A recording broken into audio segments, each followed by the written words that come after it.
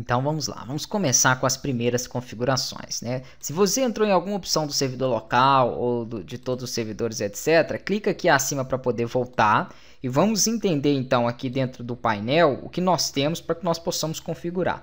Por enquanto, nós temos aqui um serviço de arquivo e armazenamento, é o único serviço que está rodando, né? E o servidor local. Esse servidor local, se você olhar aqui, eu tinha falado na aula anterior que ele vem com esse nome aqui, uma nomenclatura dada na instalação, mas você pode alterar, nós vamos precisar de alterar e colocar um nome que tenha a ver aí, né, com a estrutura de hostname que você esteja utilizando dentro da empresa em que você vai estar configurando. Uma outra coisa muito importante que eu vou estar falando. Se você não entende nada de redes, é interessante você acompanhar um curso básico, um curso introdutório de rede, para entender o que é uma classe de IP, o que é propriamente o IP, o que é um domínio, né? Isso é interessante antes de você fazer a administração de servidores. Então, eu tenho também um curso introdutório à rede e eu aconselho você a acompanhar ele como pré-requisito para qualquer curso de gerenciamento de servidores, independente se é com Windows Server ou não. Então, vamos lá.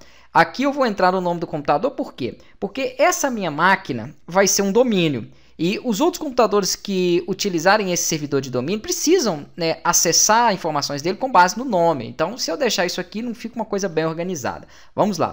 Para que eu possa alterar o nome, eu clico aqui então em alterar, depois eu posso até pôr uma descrição ali, e eu vou colocar aqui então o seguinte, ele é um servidor, então eu vou colocar serve como prefixo. Ah, tem que fazer isso? Não. Né? Não é um padrão algo do tipo, é uma coisa que eu particularmente gosto de configurar. Depois eu coloco o nome da empresa, então como não é empresa nenhuma, eu vou colocar aqui meu sobrenome. Então vai ficar Serve Freitas e depois o que ele é. Ele é um servidor de domínio, então eu costumo colocar DM, tá joia? Para servidor de domínio. Também é uma estrutura que eu gosto de trabalhar. É qual? É o servidor de domínio 1, 2, é o servidor de domínio do escritório, é o servidor de domínio da gerência, e aí por aí vai. Se for da gerência, por exemplo, você pode colocar aqui o GER ou G, alguma coisa do tipo, né? Como não tem nada disso, eu não estou trabalhando dentro da empresa, eu vou colocar aqui um. E aí depois, se nós configurarmos outros, vai ser 1, 2, 3 e assim por diante. Então, maravilha. Não vou mexer no grupo de trabalho, vai ser um work group mesmo. E aqui ele exige que você reinicie a máquina. A mesma coisa do Windows normal aí. Se você mudar o nome, ele quer que você reinicie. Não vou reiniciar agora, né? Vamos aqui na descrição do computador e vamos colocar o seguinte: servidor de domínio 1 ou do escritório tal e assim por diante. É só uma descrição mesmo que você vai dar para aquela máquina. Maravilha. Vou clicar então em aplicar, vou mandar reiniciar depois, por enquanto não vou mexer com esse. Outra coisa muito importante, após trocar o nome dele, aqui não vai mostrar por enquanto que eu não reiniciei, eu tenho que começar a trabalhar com o endereço IP. Eu vou fazer aqui, primeiro, a visualização do endereço IP da minha máquina principal, do computador, do Windows, onde eu estou gravando as aulas. Não tem nada a ver com o servidor.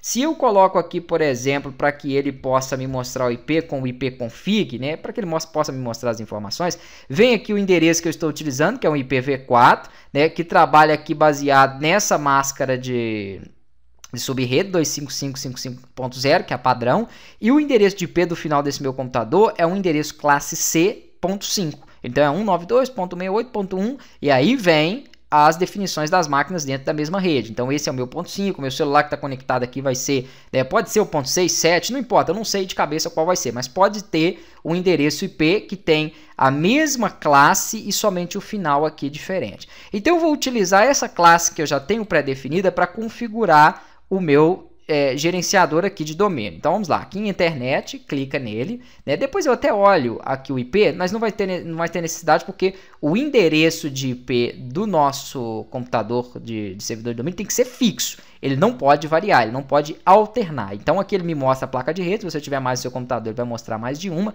né? Nesse caso só tem uma, botão direito, propriedades. Estas propriedades estão sendo feitas na máquina do servidor. Cuidado aí, né? Prestem bastante atenção a isso. Eu vou estar trabalhando com qual protocolo? Com o IPv4. Então eu venho aqui nele, ó, posso até dar um duplo clique e ele vai me mostrar as informações. Ele está obtendo o endereço de IP de forma automatizada. Então significa que se eu desligar a máquina agora e ligar ela depois, ele pode ter 192.168.10, depois .15 e assim por diante. Vai ficar variando.